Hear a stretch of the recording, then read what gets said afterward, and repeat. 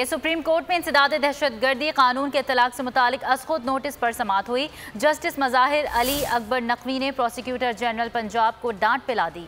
कहा, आपने कानून का मजाक बनाया हुआ है, कानून पढ़कर आया करें। जस्टिस उमर अता बंदियाल ने रिमार्क्स दिए, कानून कभी साकिन नहीं होता। अदालत उज़्मा ने RPO मुल्तान, इंस्पेक्टर थाना बोरेवाला और 31 मुल्जिमान को नोटिस जारी कर दिए।